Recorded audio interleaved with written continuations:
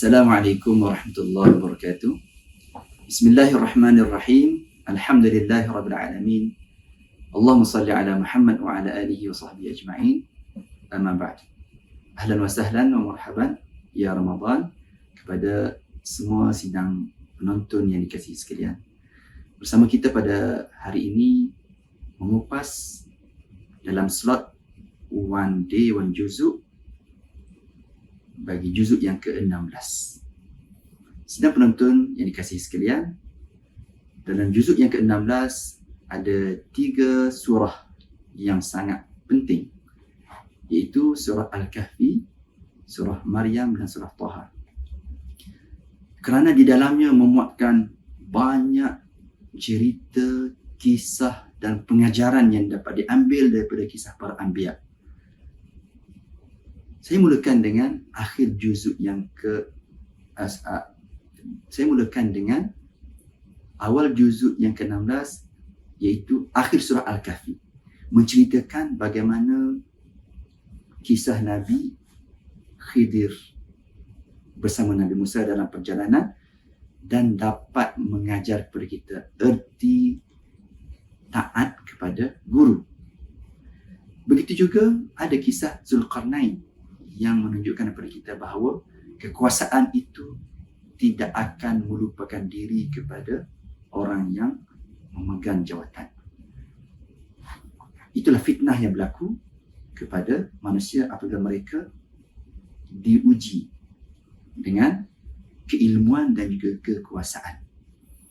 Seterusnya, saya ingin memilih ayat dari surah Maryam yang lebih penting untuk ditadabbur dan dihayati bersama, iaitu kisah bagaimana Sayyidatuna Maryam, seorang wanita suci yang telah difitnah dengan pelbagai tuduhan palsu kepadanya.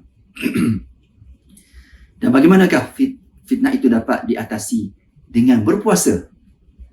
Apabila dia dituduh telah melakukan zina, melahirkan anak luar nikah, jawapan Siti Maryam, inni nadartu lirrahmani sawma falan ukallima al-yawma insiya. Aku bersumpah, bernazar, berpuasa hari ini, iaitu tidak akan bercakap, menjawab, membalas kutukan dan tuduhan kerana aku telah berpuasa. Aku tidak akan berkata-kata dengan sesiapa. Lalu Allah Ta'ala zahirkan kemukjizatan itu dengan dihantar peguam bela seorang bayi yang sangat kecil yang Allah Ta'ala zahirkan mampu berkata-kata. Siapakah dia? Itulah zuriat Sayyidatuna Maryam, Nabi Isa AS.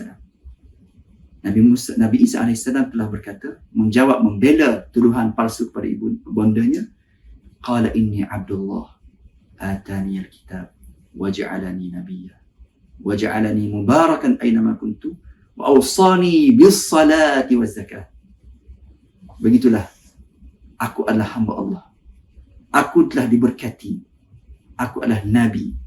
Aku diutus untuk menjaga, untuk berbakti pada kedua ibu bapaku, dan aku diperintahkan untuk menjaga solat dan mengeluarkan zakat. Nabi pun diperintahkan untuk bersolat. Dan banyak persamaan yang ada dalam surah Maryam disusuli dengan surah Taha, perintah untuk menjaga solat. Selain daripada ayat kepada Nabi Isa, begitu juga dengan Nabi Ismail. Juga Allah Ta'ala perintahkan supaya dia mengerjakan solat. Wadhkur fil kitab Ismail innahu kana sadiqal wa'di wa kana rasulan nabiyya. Bagaimanakah cerita berkenaan dengan Nabi Ismail? Dia seorang yang wa kana ya'muru ahlahu bis salah. Dia seorang yang mengerjakan solat. Bermaksud kepada kita bahawa tanggungjawab mengerjakan solat ini sangat besar. Walaupun orang mampu untuk berpuasa, tapi tidak semua mampu untuk menjaga solat. Dan disebut juga dalam ayat yang lain, umat yang datang kemudian mereka mensia-siakan solat. فَخَلَفَ مِنْ بَعْدِهِمْ خَلْفٌ أَضَاعُوا الصَّلَاةَ وَاتَّبَعُوا الشَّهَوَاتِ فَسَوْفَ يَلْقَوْنَ غَيًّا. Datanglah golongan kedua, golongan generasi yang ke belakang, dan mereka mensia-siakan solat. Dan ada berkaitan dengan ayat terakhir dalam surah Taha. Allah Ta'ala berfirman, wa'mur ahlaka bis-salat wastabir 'alaiha. Hendaklah kamu menyuruh ahli keluargamu melaksanakan solat dan sabarlah dalam mengajarkannya, memantaunya. Kenapa? Solat ini dia sesuatu yang berat, terutama kepada orang yang kafir.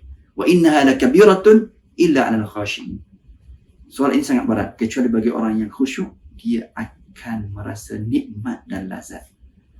Dan itulah tanda kejayaan mukmin. Qad aflahal mu'minuna alladhina hum fi salatihim khashi'un. Berjayalah orang yang mukmin itu.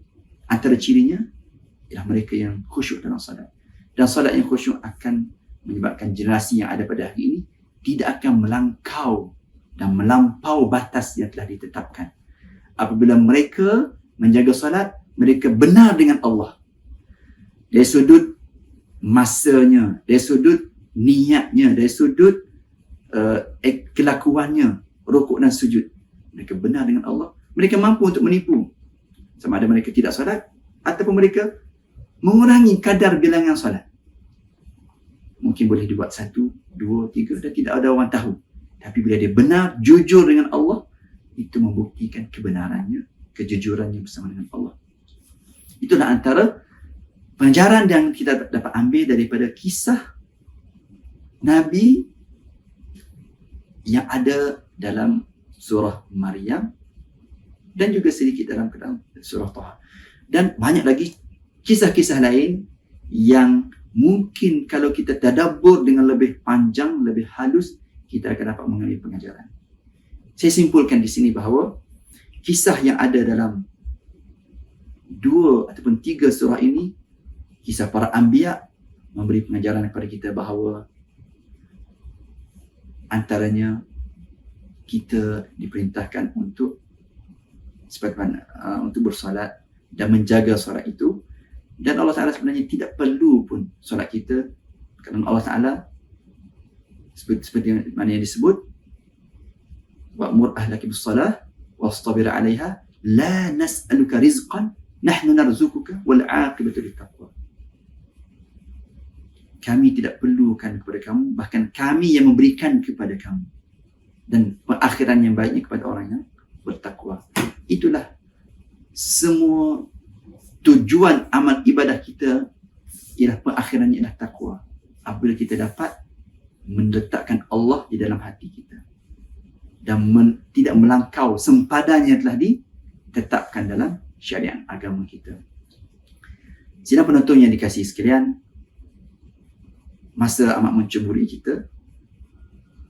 Walaupun banyak lagi pengajaran lain yang dapat kita kongsikan, insya-Allah apabila kita sentiasa mentadabbur ayat-ayat Allah, Allah Ta'ala akan memberikan kepada kita mudah-mudahan kefahaman yang lebih dalam, terutama dalam kita memahami sirah dan sejarah para Nabi, untuk kita jadikan teladan dalam kita menjalani kehidupan kita seharian.